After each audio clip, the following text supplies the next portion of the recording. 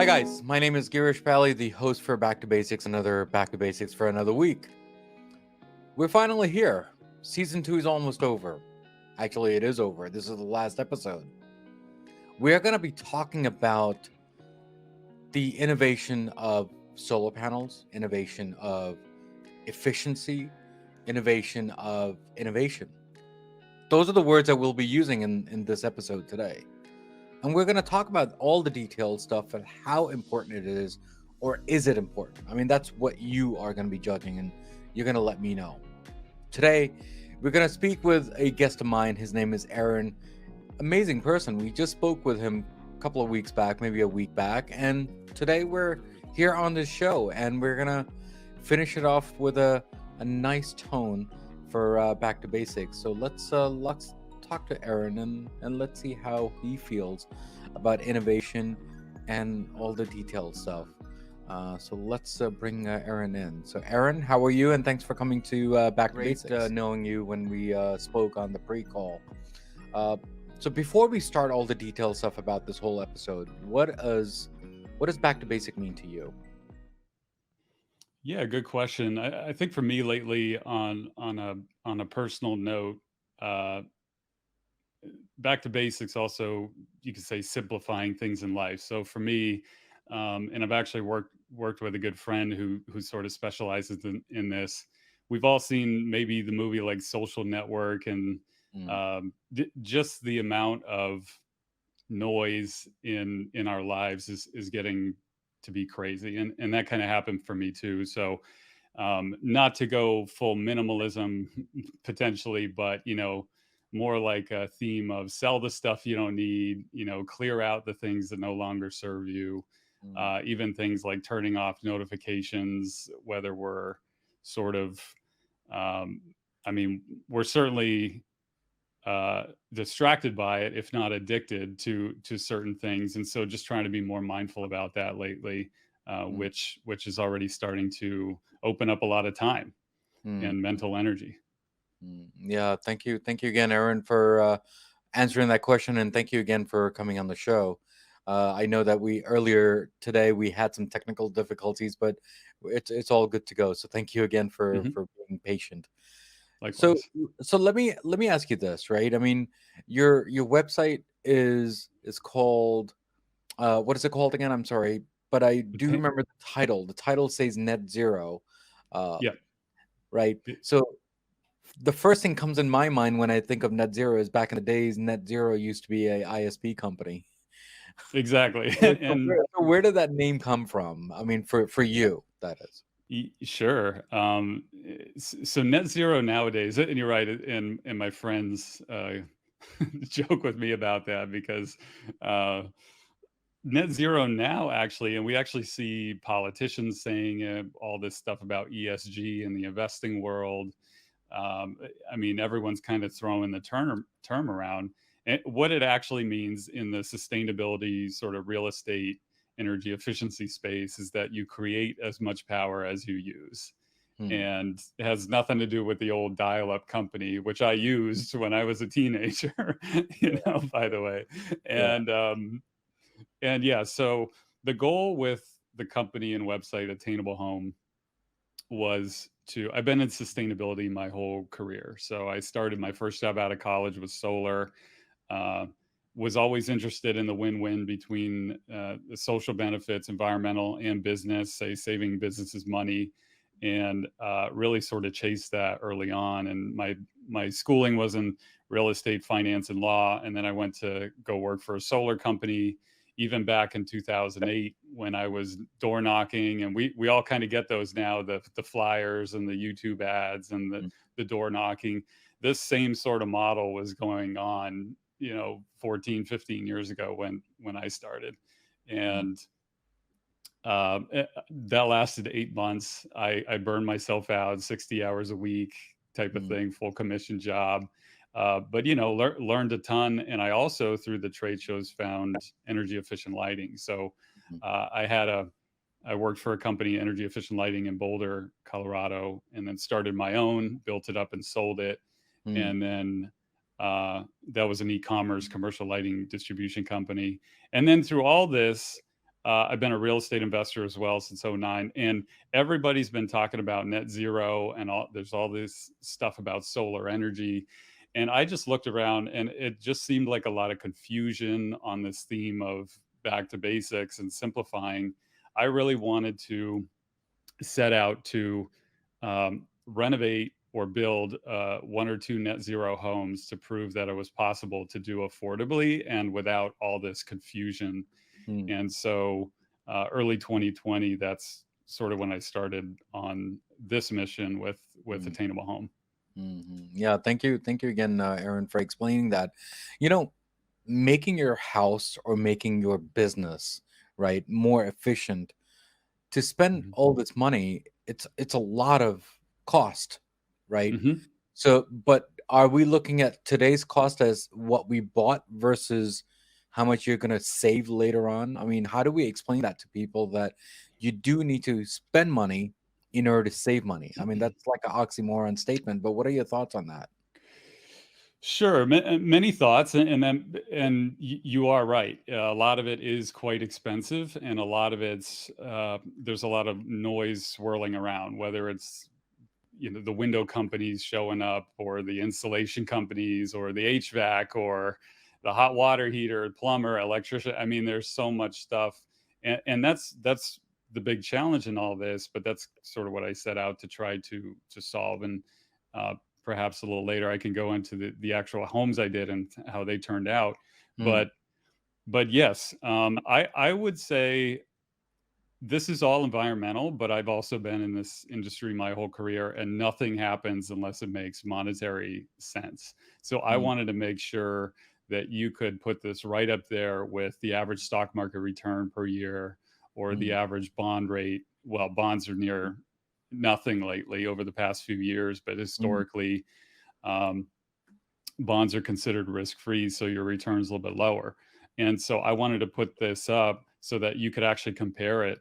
And the way I see it now, after doing two homes myself and digging into this whole process for years, mm, um, anyone that owns a home potentially has this stuff kind of there, because we've all seen in the last 6 months, even with gas mm, prices going up, general inflation is the highest in decades, and that includes energy bills too. I mean, my mm, own went up 30%, and so the ROI on this can be very good, but you can also get yourself in real trouble if you start spending all kinds of money, which we're talking tens of thousands of dollars mm, on a normal home to try to do these goals typically.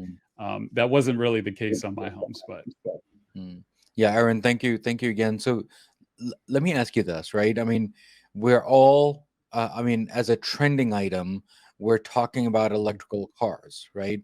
And the way mhm. the electrical cars are, the infrastructure is not there because no matter where we drive, it, the things are not there. And if it is there, it's taking us longer to go and charge the car, right? And that's from the roadside. From the housing side, do you think the infrastructure is there, or do you think that we are the ones need to build that infrastructure? I mean, what are your thoughts on that?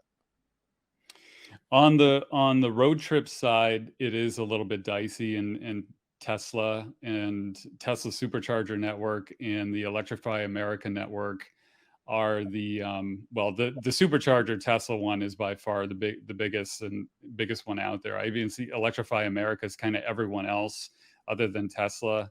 Over in Europe, Tesla started opening up the superchargers to non-Tesla cars, but that's a problem. They want to own it and they want you to buy a Tesla. Mm, So, and I have one. I have a Model 3. I bought one used through the pandemic, shipped it down from Brooklyn to New York. I mean, from Brooklyn to Florida, where I live. And so I've been doing the EV thing for 2 years in conjunction with the net zero home project. So I speak from experience on that. Yeah, the road trips you can get the anxiety for sure if you go off the main roads. There are mm, generally enough out there where just about any EV will go at least 200 miles and you'll make it okay. But yeah, plan to charge for 30, 45 minutes at these things. And the nice thing is these cars kind of plan the trip for you. So you just mm, plug it in and it tells you exactly um, what supercharger to go to stop at, what's your charge rate going to be there, like how much battery do you have left when you're going to be there, charging times and so forth. So it's pretty well worked out. But if you're thinking about going camping or going to be off the grid for a little bit, you really have to do some math so Mm, you don't get stuck.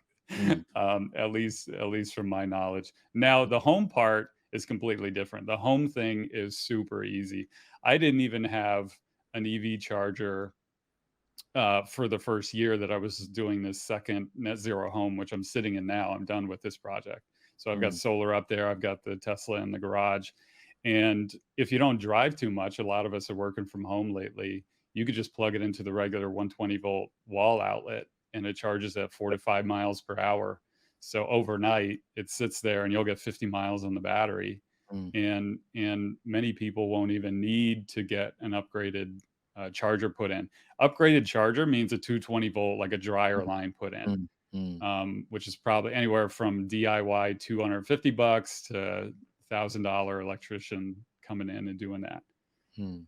Yeah. So Yeah, home very viable, and the road trip stuff's getting there. yeah. Thank you, again. You know, with this efficiency that people keep on calling and knocking on the doors about solar panels, right? And Mhm. the problem that people are just not understanding is that it's very expensive. And when it's expensive, then it's, are we gonna get any return back, right? Because your investment needs to have some return. And so how do we explain that to people that it is okay to spend that because it's going to save your home in many different ways, your monthlies, your quarterlies, or whatever the charges are? I mean, what are your thoughts on that part? Sure. Yeah. Couple big notes on solar, and they do make it, these proposals you get, they're multi-page. They look very nice. They have all kind of numbers on them. There are a couple things I like to talk about with solar specifically to kind of keep people out of hot water. And so to tell the story of my first net zero home, basically to back up a second, you want to do all the energy efficiency you can first in your house, all Mm, sort of the low hanging fruit, because by doing efficiency first, you can get your bill down 10 to 30, maybe 40% if your mm, house is super leaky, if you need to fill a ton of air gaps.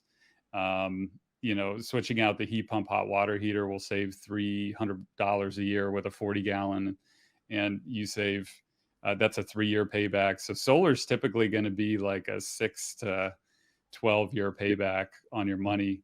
But there are other factors here. So to go to the main thoughts on solar, one, I would caution ever renting or leasing panels. It's a good way to go solar and be environmental, of course, but they pretty much just replace your bill mm, with uh, a new monthly payment that goes to them over X amount of years to mm, pay mm, off their own solar system. mm, The mm, issue with leasing is studies show, one, it doesn't raise the value of your home, and it can actually lower it mm, because functionally and legally now you have someone who owns something that's attached to your roof, and they effectively have a lien on your house.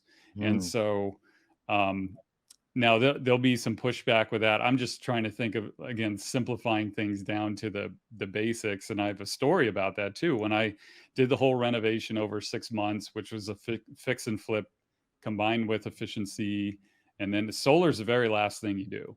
And then when the appraiser came by, he walked in, his very first question was, do you lease or own the panels? And I mm, was like, wow, okay, it's that big a deal. And this mm, guy had been appraising for 17 years. And he initially I was all excited about the project. And I was like, oh, this is net zero home and it charges a car with the solar and everything. And he's like, yeah, okay. Like, not excited because all the homes, maybe not all the homes, but a lot of the homes he had seen previously had some sort of like wrench thrown in here that mm, actually could lower the value and throw the appraisal off. mm, So leasing and renting panels, just be aware of what you're getting into. Um, if you own the panels, it's great. You can finance them if you don't have a ton of cash, but if the numbers still work, where you put a little bit down, and say even with the monthly payment, you put 2,000 down or something, and you'll save 150 a month, and your new payments, you know, 110 or something for the financing. Well, net, it's $40 right Mm, away that you're getting in mm, your pocket. And then you do have solar, and studies do show that, and this is Zillow, this is the NREL, National Renewable Energy Laboratory. Berkeley, I think, did a study, California. Um, Studies show solar adds about 3 to 4% to the home value. mm, Now, granted, the new buyer would have to understand the value of solar. mm, But if you can kind of say, okay, I pay $20 a minimum bill to be as a hookup fee to the utility companies, and then no bill, um, it's pretty great. And then the first house I did, it's now rented. And mm, so I got all the benefits of the home value increase, and the renters love it. Like we're sort of in it together now, instead of any kind of contentious mm. landlord, tenant. Not that it would be anyway, but they just kind of love the whole concept, Mhm. Erin, thank you. Thank you again for answering that question. Now, now you have compared between the efficiency versus the solar, right? And Hmm. so let me ask you this, right? When I moved into my house, the first thing that I did is I changed my thermostat to Nest. Hmm. The second thing I did for my sprinkler system, I changed that to an IoT device for my sprinkling system. And then now I get a report that how much energy that I have saved, how much water that I've saved from my sprinkler because due to the savings of the environment. Do you Hmm. think that's the right way to save money and be efficient also at the same time? I do, yes. There's a long list of low-hanging fruit things that everyone can do. Some others, so those are included in that. The thermostats, if they're learning thermostats, and Mm, if you actually take advantage of, because HVAC systems, traditional HVAC systems, they're either on or off. So mm, you're either it's either 100% power or zero, and it mm, just cycles on and off all day. So if you have to actually take advantage when no one's in the house and it's off for 3 or 4 hours, and that's the idea behind the learning, and that's where they get the numbers of 5 to 10% savings on your HVAC per year. mm, um, HVAC can be anywhere from 40 to 60% of someone's typical bill. It's usually mm, the biggest item. mhm, So, you're talking 2 to 3% net, maybe, savings. But you mm, chip away at this stuff on the efficiency side. So other things like every bulb in your house switch to LED immediately, your payback is a few months. mm, That's a great one. It also lowers the heat in your house, because old lighting is pretty much all heat. I used to mm, own a lighting company and do commercial projects, and we would factor in the heat from mm, the bulbs, as it compares to the HVAC heat, and so forth. So LED bulbs are a good one. The biggest impact by far is air sealing, and not many people are aware of this, but think of your house as like a big leaky boat, and it has 1,000 holes in it. And people aren't aware that air is coming in and out. Depends on the season and stack effect and all these other things. mm, But just sealing up your house, like for instance, you on Amazon, you can get like a $15 or $20 pack of, it's like 100 pack of rectangle insulation covers, and you put them behind your outlets. So we have, like, in a typical house, you'll have 20 to 40, 50 outlets, and behind all them are holes going into the attic. So the mm, hot air or cold air goes down or up through the walls. And mm, so all day long, basically, the HVAC is just fighting the air infiltration. So the more you can control how much air is coming in and out, the less the HVAC works, and that's when you get into real savings. I mean, some of this stuff is very easy and kind of ridiculous, but it makes sense. Like mm, caulk, if you have any hard floors, like hardwood floors or tile, caulk in between the baseboards and the hard floors, because air is coming down under the baseboards into your mm, house all day mm, long. So, mm. I Yeah, mean, yeah. it's stuff like that you learn along the way. And there's a whole list of stuff. And I just made this ebook. It's like 37 pages on Attainable Home that you could just, anyone listening could just download it for free. And there are probably 50 of these things in there, Mm. that anyone can like DIY for cheap. Yeah, yeah. Thank you again. So IoT devices are expensive, right? For example, like opening up the blinds and closing up the blinds. Do you think that's what we need? Or are we going? I mean, how much is too much? I mean, I think that's my main question. What are your thoughts on that point? Yeah, because it can be very overwhelming. We've all got other things to do, and that's kind of what I Exactly. set out to do too. That would be an interesting calculation, the blinds and in general, this electrical uses very, very little power. So it could be, I mean, windows are some of the most inefficient things there are, even the double pane. If Mm. there's not a wall there, there's a ton of radiation coming in and out from the windows. And how But much Aaron, is too I was, much? It, Aaron, I was looking for the blinds for myself, and it's mhm, $200 for one window. So it is just for expensive the blinds. Yeah. just for one blind. I'm not even talking pairs. So that's what I'm That saying. won't I mean, do. how much? Yeah. How much There's is no too much? payback. That's what I'm saying. There's no payback, right? So, Nope. And that's what we that's what I sort of help people do and just friends at this point. It's like, I want to go net zero. How do we do it? It's like, okay, let's tackle the major stuff, air sealing. Like on my two houses, I didn't even do any insulation. mm, No, I didn't swap out the HVAC. I just kind of figured out within a 90% accuracy or so, or even 80, like what's the general payback of this stuff? If I mm, know solar was 8-year payback, that's what it was, 8 years after the mhm, 26% tax credit. I did everything that made sense up to 8 years. And then beyond that, just added a couple more solar panels and called it a day.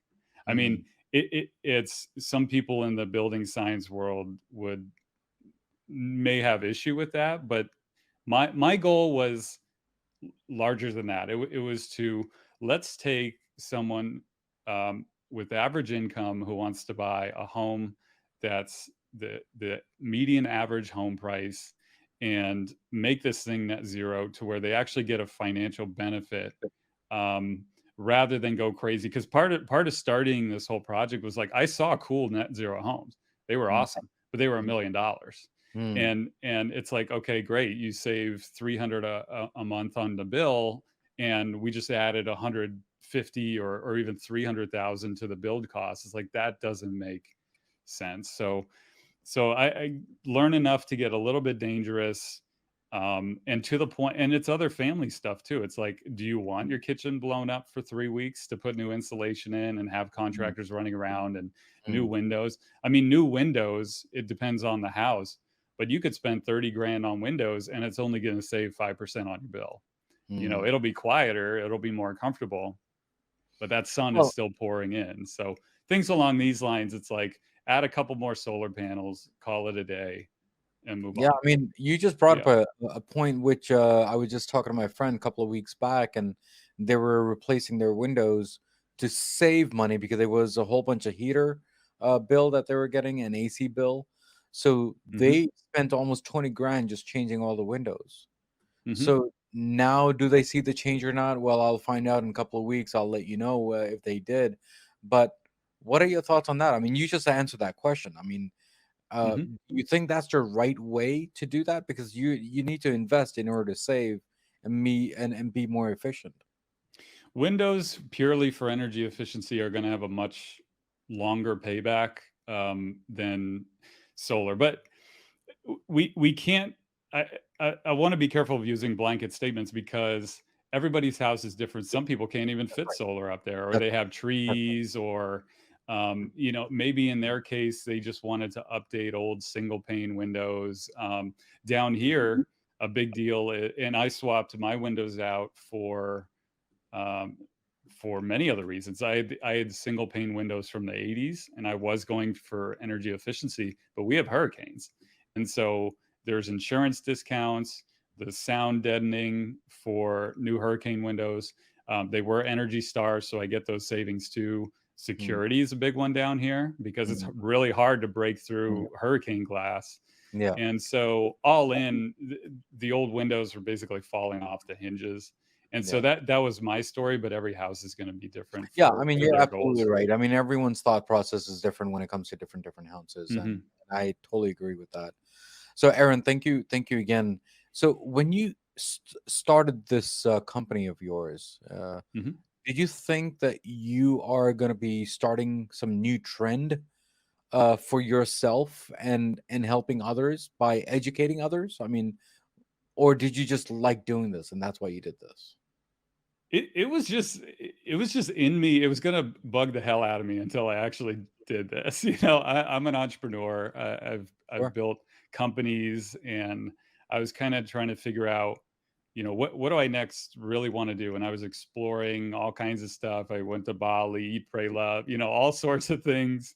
Sure. But this was just not going away, and it was really bugging me. And I was like, I don't know how to do this, but I Mm, think I can figure it out, and I think it's very feasible. And there's a whole world out there of new build and net zero. And when you get very efficient and you're building all kinds of new homes and everything, as like a spec builder, the studies show that you can get to net zero with an extra 6 to 8%. So in mm, theory, uh, well, not in theory, this is functional.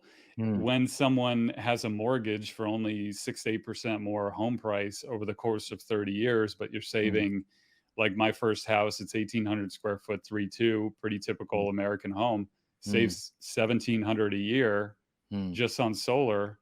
I mm. mean, your mortgage is going to be way less than that. So my Yeah. finance brain is like, why are we not doing this? Is we have the tech, the solar prices have come way down. And to give you real numbers on that, when I was selling it, and this is what you want to look for with solar, the cost per watt installed. Mm, mm, And so you'll see system proposals for like 12,000 watts, or they call it 12 kW because kilos thousand. So 12 mm, kW system or 8 kW system. Well, 8,000 watts nowadays, like $2.50 or so, or somewhere around there, depends on the area, would mm, be would be a decent price. And you'll see on some of these solar proposals 2 and 3 times that, even more. And I've mm, seen them with my friends. So anyway, people watch out for that. mm, But when I was selling, I mean, even back in 2008, it was $8 and $9 a watt. And mm, so it's come way, way down where the payback now makes sense without a lot of incentives. And we still have a 26% tax credit as mm, well with solar, which is pretty good. mm. Yeah, Erin, thank you again for coming on the show and sharing all these small nuggets when it comes to efficiency and the advantage and disadvantage for solar and all the other stuff that you talked about. So thank you again for coming here. But before you leave, do you have any last words to all my Back to Basic listeners and viewers? And how was your journey on Back to Basics besides the technical difficulties that we had in the beginning of the call? No, it was great. It was a fun conversation. Really appreciate it. Um, Final last words. This is sort of in the vein of starting a new company and sort of going after what you want. And I was thinking on, for anyone listening, maybe just be in tune with one, simplifying what I said in the beginning, like what don't you need in your life to give yourself more time and energy, and then also perhaps, um, if you are looking for the next project or what to do next, or things on moving forward, just keep an eye out for what really what you're good at and what you're super interested in. That combo seems to be very powerful. At least it's been for me, and also for my friends who have really taken something, and ran with it. Yeah, yeah. Erin, thank you again for coming on the show, and thank you again for supporting me on the small podcast that I have here. Great to have me again. Thank you. Thank you, thank you. So, guys, we spoke with Erin today, and we talked about the basics of efficiency, didn't we? And we talked about the advantages and disadvantages. Don't go overboard. Go within your means. I mean, obviously, there's a lot of stuff that which is. I just gave an example of a blind, which is like costing $200, one window. Please be mindful whenever you do these things, because obviously we're supposed to be learning from these things. And then obviously people like Erin will start educating you with good things and bad things. So please do follow him, and there'll be everything, all the details in the episode itself. Now, there is a quote of the day from Back to Basics, and hopefully Erin will like my quote. And the quote is: solar power, wind power. The way forward is to collaborate with nature. It's the only way we are going to get to the other end of the 21st century. Now, guys, as usual, as always, what do we always say at the end of the episode? Everything in life goes back to basics, and that's what we did today, guys. You guys take care, God bless, and keep on subscribing to Back to Basics. Please do support. Please do rate my show, because it does help me day by day, week by week, because that's what I do. I release every day. And there are three things in every episode which makes it a hit for me, that is, which is the content, the guest, and definitely the host. Guys, thank you again for staying to Back to Basics. This is the last episode for this week. We will be back next year for season 3, and we're going to come with a bang with a different flavor of Back to Basics. We have a total of 4 podcasts next year. And next year, just go to my website. You'll see all the details of it. And this episode right here will be coming on Thursdays. And obviously, with different ideas, different amazing guests that I'm going to have next year already planned up. So please do follow me on Instagram and all the social media handlings. You'll be really surprised of what we're coming up with next year. So stay blessed, keep on listening, keep on rating us, and just be smiling. And remember, everything in life goes back to basics. Take care. God bless.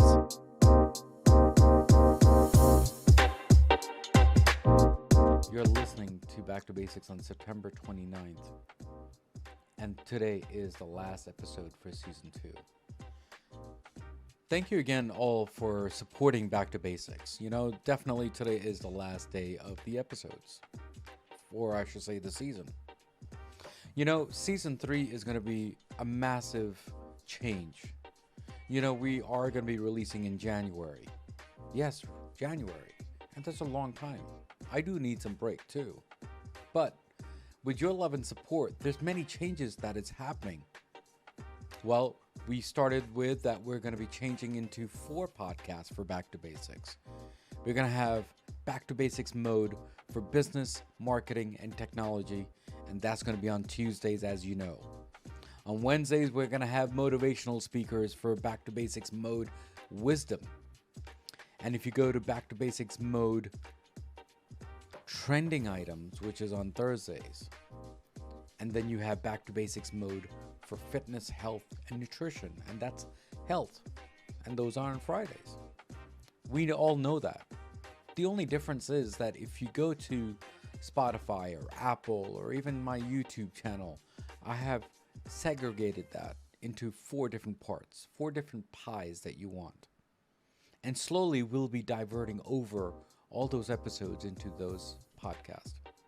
And with your love and support, I need all the reviews and everything else that whatever comes with it. Back to Basics is changing in many different ways. We're understanding what you are listening and what we are trying to do here. We're trying to build a mission here for Back to Basics. We usually give you, a preview of the next week's episode. And today, I don't want to bore you so much because you have listened so much. But there's one thing that I do want to say. Everything in life goes back to basics, and that's what we did today. And season 3 is going to be here shortly in January. Stay tuned, and please do follow me on Instagram and all the handlings that I have. And we're changing our logo, we're changing our website, we're changing many different things. And plus, we'll be having podcast courses too from Back to Basics. We will be also having a Back to Basics production house, which I want to help other podcasters to, do their work so then I can help them edit their work too. Plus, I also have a business consulting for Back to Basics, how to help and migrate from a small business to a big business, how to migrate from a hosting technology into cloud. Yes, Back to Basics does that too. So please do contact me, and please be mindful for everything else going on in the world, because we do simplify things and we do educate people and we do make you laugh at the same time. And if I have touched you in every different way, any emotions, any laughter, or anything else, please do let me know, because I like to hear from you. A small thank you, a small take care, a small pat on the back to Back to Basics would be awesome. If you go to my website, there's a section on the right side that says donation. If you want to donate and help the production for Back to Basics, it would be really grateful. I will be really humbled. But listen to all the stuff that I do, and it's all good stuff. So take care, God bless. Thank you again for season 2.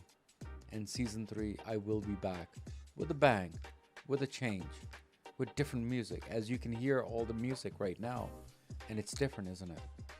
And it's going to be coming. So take care. God bless. Bye-bye.